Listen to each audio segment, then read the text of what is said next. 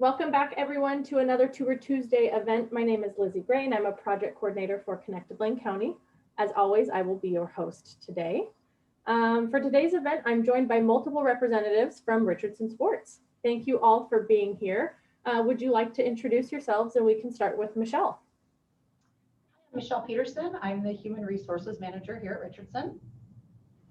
Well, Hi, I'm Robert Burrows. I'm the production manager here at Richardson Sports. My name is Lane Meadowcroft, and I'm the art director. wonderful. So before we start, I just want to remind everyone who is tuning in live that by now you should have watched the pre-recorded tour video of Richardson that my coworker Jenna sent to you last week and then again this morning. If you haven't watched it yet, be sure to do so. It will help provide some context with this Q&A, but do so after the Q&A. And as always, while the four of us are talking, we cannot see or hear you. But if you have any questions for the folks joining us, please type them into the chat box or raise your hand and I can unmute you so you can ask the question yourself. All right, I will get us started. So if we could just go around and have a little bit more of an in-depth introduction to each of you. I'd love to learn what exactly you do for the company. So we say HR, but what does that look like? And how long have you been here? And what was your pathway to where you are now? And so let's start with Michelle. Okay. I have been here at Richardson. It'll be a year in June, but I've been in human resources for 23 years now, almost 23 years. I was with a company for 25 years and I worked my way up. I actually went to the University of Oregon and was an English major. I was going to become a teacher and took a different path and went and started a business and started as a file clerk and worked in the accounting department and just kind of worked my way up through different departments, learning all facets of the business. And the opportunity came about to get into HR and they didn't have an HR department. And so I was promoted.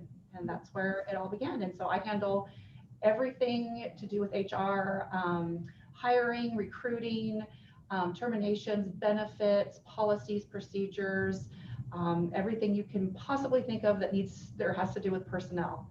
So never a dull moment. Awesome. So you started schooling in education to become a teacher, and then it sounds like there was a lot of on-the-job training in your career path. But did you have to return to school to get any kind of certification or degree in order to be in HR? No, it's just in the last few years that you could actually go back and get an HR. It's more of a minor. It's a business degree with an HR emphasis. But I did go back in February of 2020, right before COVID hit, and I got my SHRM, my Society for Human Resources Management certification, which is really helpful if you want to make this a permanent career path, because a lot of employers want to see that SHRM behind your name. Okay, I've never known what that stood for, but I've seen it in email, so that's good. Thank you. Certified professional, yes. So we'll stay in the same order. Robert, take it away. Okay, so I started my career path out in construction, and that has nothing to do with what I'm doing today. But of course, when you're doing physical labor, things happen. And after a couple back surgeries, I went back to school and got an electronic engineering degree. Wow. What I liked about that was I did a lot of technical writing. And so when I finished school, I went back into the workforce into high-tech manufacturing. So creating requirements documents, and I also went and got PMI certification for project management, and then went and got Green Belt and Lean certification through Six Sigma, and took some Apex classes as well. But that kind of led me on the path back into construction, continuous improvement, lean methodologies. And so what I really like doing here is looking at our processes and seeing how we can give visibility to those processes. Because something that I say all the time to my team is visibility creates accountability. And so what that means is if I can give anybody visibility to where in our process a hat is. That makes my team accountable for it moving to the next step as soon as possible. Sure. So things that you might need, when going into manufacturing or trying to become a manager of manufacturing, there's manufacturing engineering degrees out there. There's quality engineering degrees, but really it's most of the time it's getting involved at the bottom, learning the process, but also getting certifications along the way that help your management know that you're serious about moving up within the organization. So a lean or a green belt certification would definitely help. Okay, great. I can't imagine you overseeing and directing production without ever having run a machine yourself. So I like what you said about, starting and working your way up so you fully understand the process. Yep. Absolutely. All right, Lane, would you like to tell us just a little bit more about what you do and how you got there? So I'm the veteran here. I've been at Richardson for 11 years. Wow. As an art director, I'm in charge of everything that the art process that we put on a cap. So any art that goes on our headwear comes through the art department and my team. I am also in charge of all the catalog, sales materials, charge of the website and the look and feel of the website. So anything basically marketing, customer focused goes through my team, and so that's what I'm in charge of. I got a Bachelor of Science in Graphic Design from San Jose State University, and when you are interested in design and you want to get a degree, it doesn't have to be a 4-year, it could be a 2-year. But what you're looking to get out at the end is you want a portfolio of work that demonstrates your knowledge in the field and demonstrates the knowledge of the applications that you're going to use. And therefore, when you come to interview them to teach you graphic design from square one. Okay, that makes sense. So how often is your team or are you creating artwork from scratch? Does that happen, or are you constantly just tweaking and improving and modifying folks' logos? It's about 50-50. We most of the team industry already has logos, and most people have logos. Where we tweak and we basically have to, whatever the custom, whatever Rob's team is going to do to the hat, whether it's embroider it or put a leather patch on it or something, we have to set up the artwork so that your brand stays consistent, but it can be manufactured by one of our machines or outsourced products. And then we also have a process where we have design concepts where we've designed something and somebody says, I want that logo with my name on it and my established date and my this and my that, and here's my words. And then the artist will recreate the logo, basically recreate the logo just with different typography and information in it. Okay, that makes sense. That definitely makes sense. And I think we saw in the video at least how many heads do you have on your machine? Like, is it a 16 head more? From 2 to 18 heads. 2 to 18 heads. So whatever design you create has to go on up to 18 caps simultaneously. It has to sew well. Correct. That's incredible. Yeah, it was so cool to get to see that in the video, and I'm sure that shocked plenty of students because I don't think we think about how the logos literally get onto the caps. So you all have a ton of inventory of blank hats, and you are all day long creating and putting logos on those hats. It's a fun job that you don't really always think about. So if I was a student and I was interested in Richardson Sports and I wanted to job shadow, that's something that our organization helps coordinate for students. What kinds of jobs could I see? And I'll pose that question to any of you who would like to answer. Well, in production, you can come and job shadow most any of our positions from, I mean, we have people just doing counting and quality checks. We have really 7 steps within that quality check that they perform. We then have the operators that configure the machine, set up the hats, and embroider, and then maintain their machines. We have supervisors that help modify files for our operators, as well as manage the team. We have people that run our laser etching and cutting systems that somebody might be interested in going that route, where it's doing etching of goods. We have heat press operators, again, for just transfers, and we have quality and blocking teams. Blockers are people who take our hats after we've played with them all day and then make them look brand new again. Utilizing steam and forms that fit each hat individually. So those are a few that positions that people can come and job shadow. Okay, great. In production. What about in the offices? Lane, can you name some of the titles within the department that you oversee? We have graphic designers and web designers, and then we also have digitizers that take the art that the graphic designers get ready for customer service once it approves, and then they actually build the stitch file that Rob's team stitches on loads onto the embroidery machines. So we have those 3 areas within the art department. Okay. And then Michelle, I don't know, could you name other titles from within the office and some of the operations folks?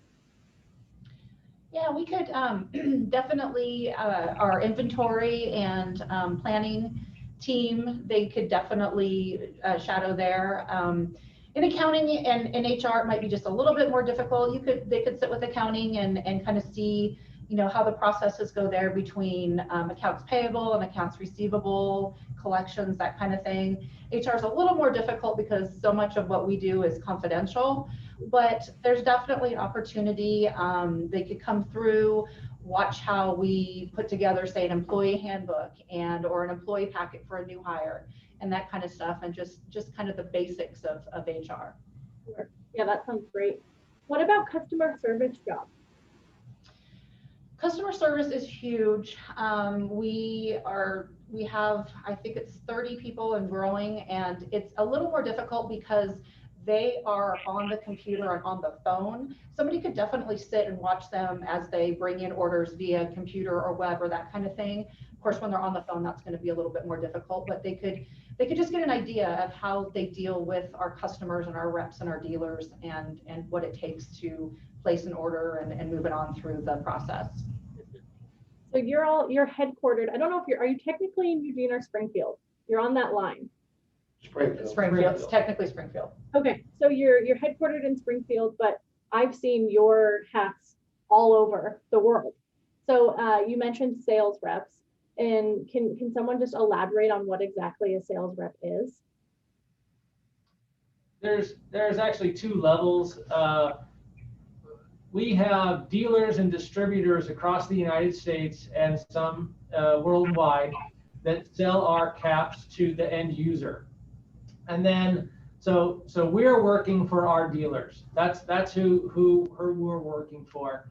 And then the reps are kind of a step between us and the dealers, and they kind of smooth the waters. They have their sales districts. You heard that term. Oh, this is my district, and I take this state or this area of the United States.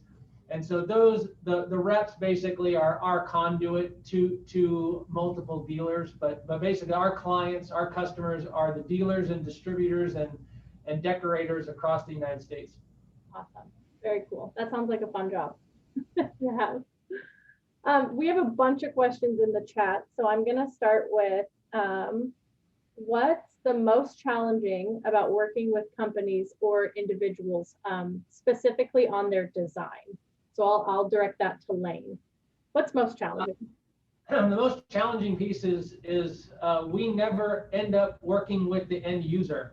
So we can't ask the questions that a normal designer or artist can usually ask someone, like, hey, what color do you like? Do you like this bigger, smaller, whatever? We're getting everything third party through this B2B chain that comes back to the artist. And so at times that's very challenging, because you go to school, you learn to work with the customer. And in this case, we're working through customer service to work through the dealer, to work through the end user. And sometimes you miscommunicate along the way. And that's the most challenging bit. I bet. Yeah, that sounds like an extended game of ping-pong, which can be very difficult, I'm sure. This question could be for anyone, if you have one. What's been your favorite design? Is there a cap that you've seen that's just always stuck out as your favorite? We're just looking around the room at all the caps. Well, as far as cap design goes, we have, kind of depends on what you're into. If you're into baseball, we've been, in the baseball industry for 50 years, and we have a lot of different caps in there. We have a new outdoor line, and so if you're into hiking and adventure and stuff, we have a whole series of caps for that. And then kind of just your, we'll just call them dad hats, the stuff that we sell to colleges, and just general sales promotional hats. We have a bunch of those. And then if you're the biggest hat that we have is the 112 trucker hat, and that's our most valuable player, as it were. And we sell more of those than any other hat. Right, and that's the mesh back, the snapback. Yeah. Exactly. Yep, those are everywhere. Okay, so actually this is another design question for Lane. What's the process, what does the process look like when you're working with a business and they don't like the design that you've come up with? How do you handle that kind of criticism or feedback? Well, basically, you have to learn to have a thick skin. So most of the time they're sending their art or their company's logo, and then we have to do stuff to it, and they don't like what we did. And so what the process looks like is it's a little back and forth. It's, hey, if you don't want it in 3D embroidery, we can add more detail back, or can we switch you to a patch? And then maybe just etch it in leather, and then we can do a lot more of that detail. So the process is going back and forth with customer service and our customer to kind of work with what Rob's team actually can produce at the quality that we strive for at Richardson. So we want a quality product, and if Rob's team's not able to give us a quality product and what they're asking for, it's just a little back and forth with the customer to figure out what they do like and what will work for them. Okay. So if I was a high school student and I really enjoyed being creative and art, are there classes I should be taking in order, to secure a job in your department, Lane? Or do you ever hire people who just have natural talent? Most people that have natural talent take it someplace and either go to LCC or a 2-year college and just get familiar with the programs that we use. And so that would be the best course, is basically going. You don't have to go, like I said, you don't have to have a 4-year degree, but getting introduced to Photoshop and Adobe and Illustrator, and really understanding the tools is the best course of action if you want a job in the design department. Okay, that makes sense. Michelle, what's your favorite part of your job? My favorite part of the job is probably solving somebody's problem. if you have an employee that comes into your office and they are super upset over something, and it may be something that they missed, or they don't really know what to do.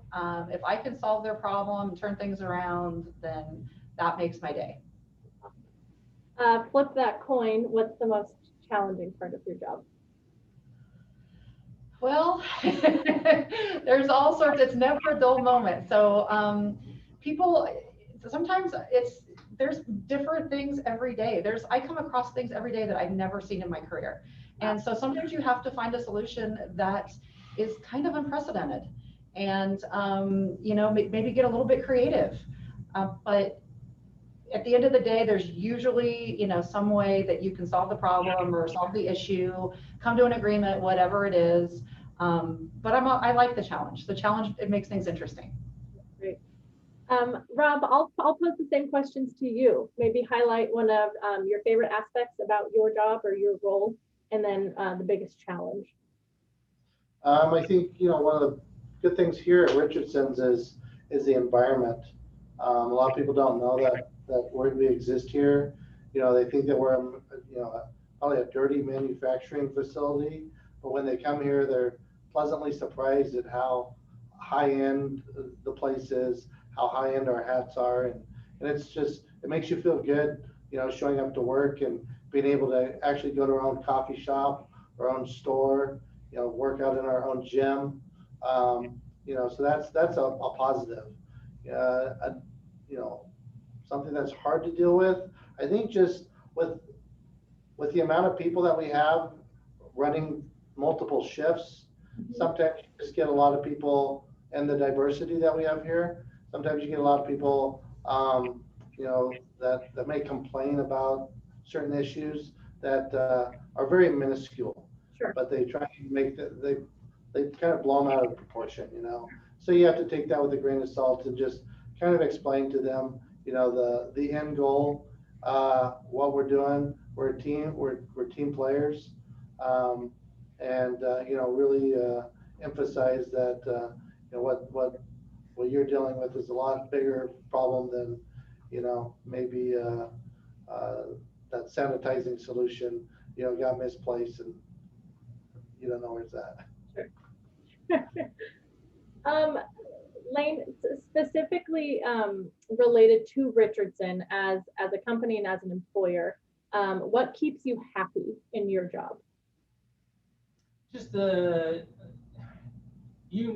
what you're doing at the end of the day is a small part of somebody wearing something that they're proud of, and it's most of the time it's their brand, it's their logo, it's their art, and they're just proud of their company, they're proud of their brand, and we have a part into creating something that they can be proud of when they put it.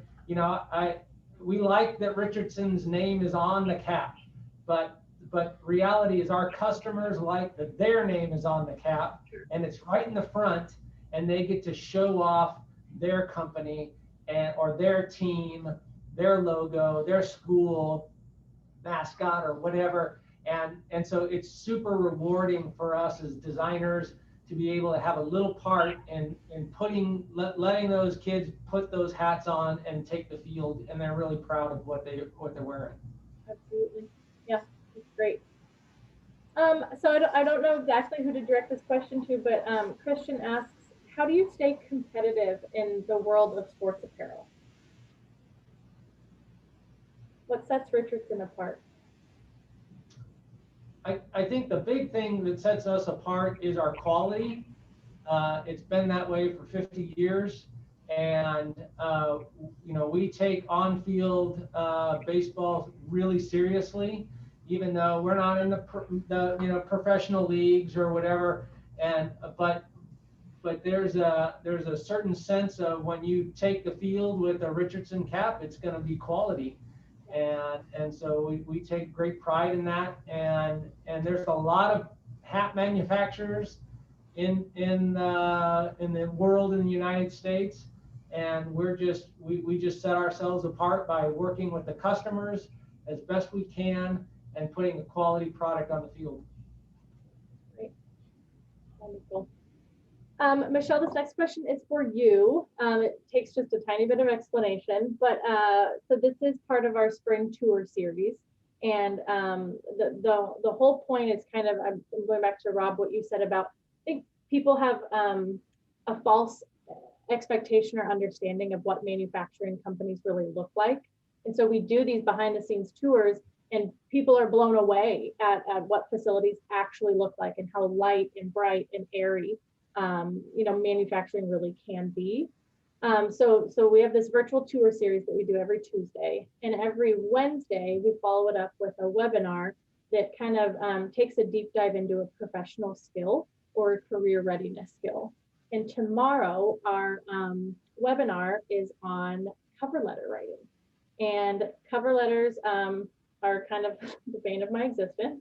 And I think for many people, they're difficult to write if you're not sure how to write one. And so my question to you as an HR manager, as you oversee hiring processes, how much weight does a cover letter carry? Does Richardson require one? And how much time and energy should be put into cover letter writing?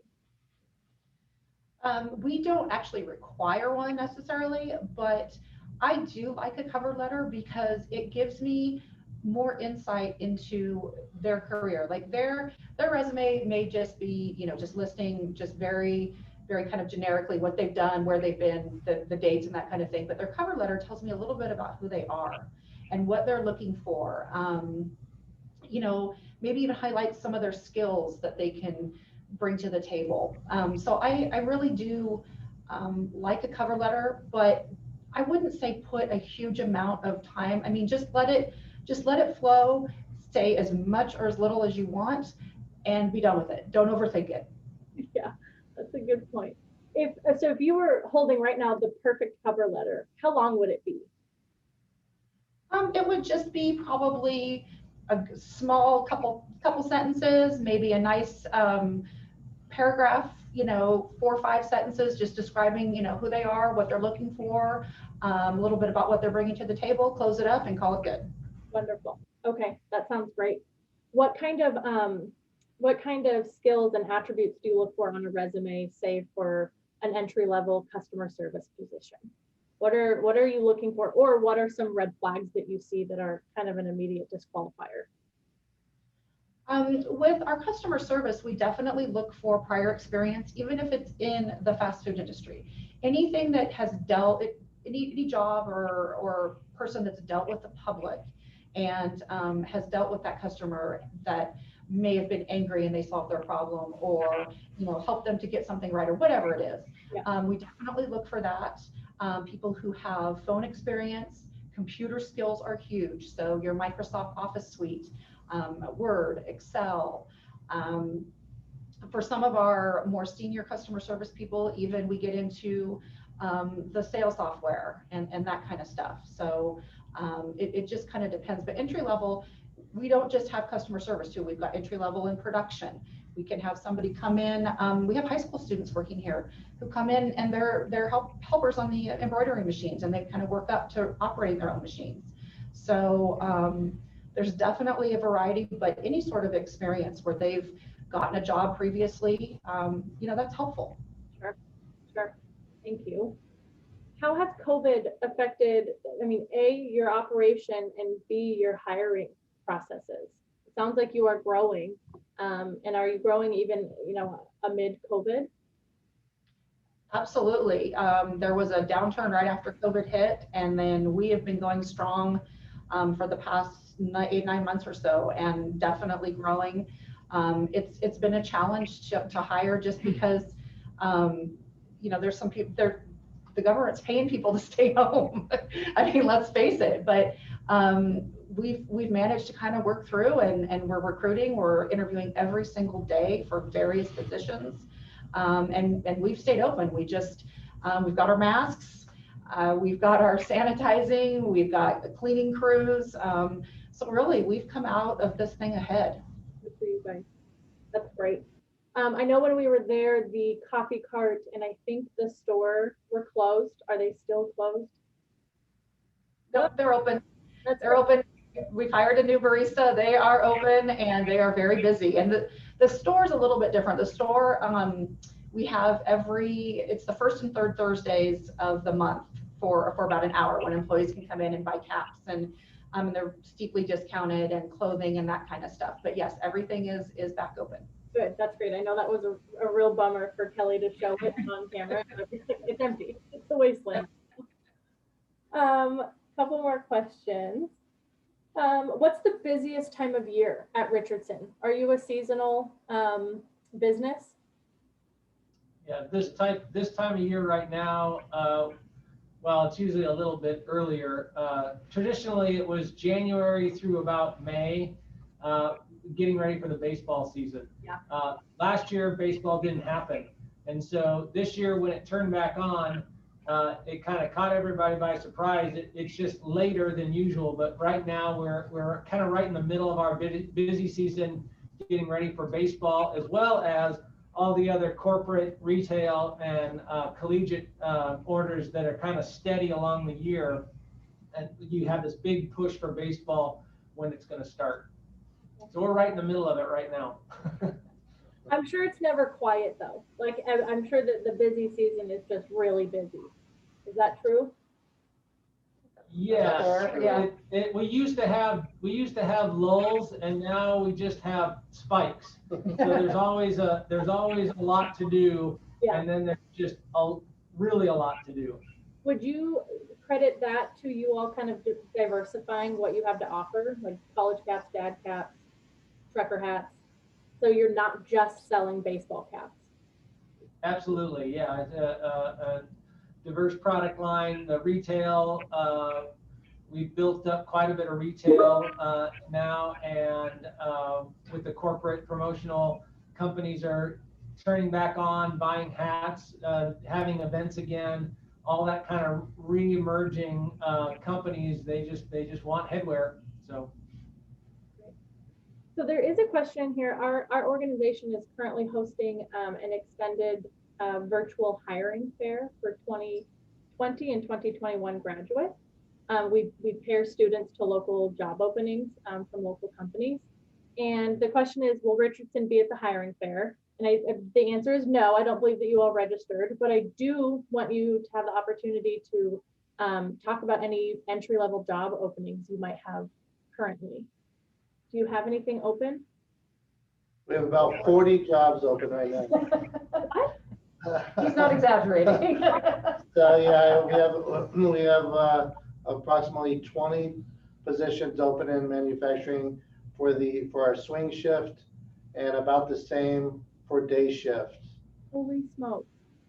So we're constantly looking for people that are willing to come in, work a full 40. Right now we have people working up to 60 hours a week.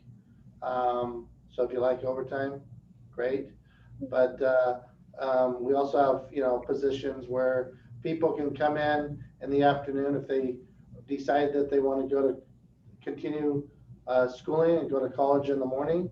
We have positions that start at 3:30 in the afternoon, and yeah. Wow. So where do I go to find those job listings? Indeed or your website? Indeed, Craigslist, and our website. Yep, all of the above. And do you have literally like 20 different job postings, or do you have like 4 that you have multiple spots for? There's just a listing of each different job, and then you can apply. So you see embroidery machine operator, you'll see graphic designer. Right now we've got a facilities coordinator opening, so you'll just see individual jobs, and then they can take a look at those there. Okay. And then there's a couple also on Craigslist. Okay. The one that we predominantly look at in manufacturing is the operator position. We look at that, but we'll use those resumes to hire for helpers, to hire for quality, to hire for leads, as well as operators. Okay, that's great. To give the students watching a little bit of a leg up, maybe, what do you look for, Rob, on an application? What are some keywords that you're looking for? Consistency. Okay. So if people have had jobs in the past, that they just didn't work for a month. They may have worked, in a high school environment, they might have worked for the whole summer, or they might have worked for, part-time for the year. Looking for people who have somewhat technical abilities. So if they can confirm that they, have used software like the Office Suite or Google Suite, that's definitely a plus. If they've used things like Corel or Adobe, that's also a plus for our laser operators. Okay.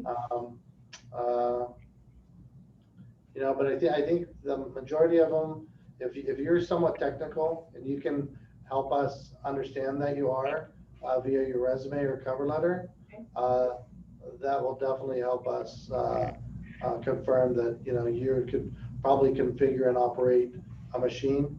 Because a lot of people think that it's a lot of manual, but it's a lot of looking at a piece of computer software and configuring it to pull the correct thread, at a specific time and whatnot. So, yep. Wow. So can you just really quickly, I just put out a last call for questions, but could you quickly talk through what your shift hours are? It sounds like you run 3 shifts. We run 2 shifts. So our first shift starts at 6:30 in the morning and it ends at 3 o'clock. That's what we consider a day shift. It's 8 hours a day, 5 days a week, Monday through Friday.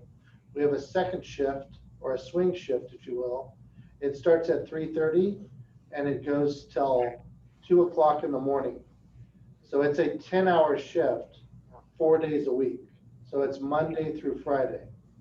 Okay. Excuse me, not Monday through Thursday. I guess Friday morning. So for people who like long weekends, that's great for them. People who want to go to school, in the morning. I know a lot of my classes, I like the 10 to 2 classes. Yeah. So I can get up late and then, get done early. So if they like that, this position would be good for them. We also have open overtime hours, Friday nights and Saturdays, that people can come in and work different positions. If they want to get a feel for a different position that they normally don't do, they can come in and work that position on the weekends just to see if it's something that they want to do. That's a nice cross training opportunity. Yeah. What are your entry-level production jobs start at, wage-wise? Oh, we're in the middle of changing that up right now. The hope is that our swing shift will start at $14 an hour, 15 for operators, and probably go up to close to 16. Okay. For the day, it's $13. It's going to be $13, and then for an operator, it'll start at 14 and go up to 15. Okay. And is the discrepancy there to incentivize that swing shift, because it might be a little Correct. bit? Okay. Right. And I feel like students might be the perfect candidates to fill those positions, because that they might not have such a strict schedule. They might not have families to go home to. Yeah. Okay. Yep. So we do have a couple more questions in the chat. Do we know what the ownership type is of Richardson Sports? Solely owned, family owned. Okay. And where and how do you advertise? I heard you mention a catalog in your website. How else do you advertise? We advertise in some baseball trade magazines, Team Insight, Outdoor Insight. But since we have been a B2B company, there's not a lot of advertising that we do. We have Facebook, we have Instagram accounts, LinkedIn accounts, but the network that we work through is kind of tried and true for a long time. So we don't do a ton of advertising at this point. You all attend trade shows, correct? Yes. Okay. Yeah, I figured as much. Ricardo, who is a business teacher, says your product has diversified quite a bit to include outdoors. Will that continue? And I'll ask the second question next. Do you plan to continue the outdoor line? Absolutely. Yeah, no, we'll continue to grow the line with the trends that are in the industry and in headwear, and constantly try to keep the line fresh with both performance features as well as style features. Wonderful. What kind of materials are in your most expensive hat? So could somebody describe what your most expensive hat is? I'm very curious. Oh, it's a bucket hat, I'm hearing. The most expensive hat is probably one of the bucket sun hats or whatever. There's a few of them, and the performance materials that we get with both UPF sun protection, water repellency, and that kind of stuff. Those are the most expensive, and yeah, usually it is the material cost as opposed to the manufacturing cost. It's the cost of the material that we choose for those hats. But they're lightweight, they're breathable, they have sun protection, and then we have some that are water repellent, and all those there's different things that they put on for water repellency and everything. So those usually are the ones that add up to the most expensive hats.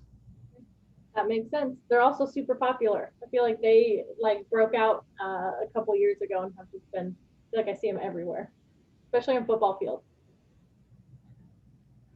Okay, well, I believe that was our last question of the day. Thank you to the three of you so much for being here and for the time, and then also letting us kind of get a behind the scenes look of your operation a few months ago. You're welcome. Yeah, thank you for having us. Awesome. All right, everybody, we will see you either tomorrow for cover letter writing or next week for a tour of the Eugene Airport. Have a good day, everyone. Bye.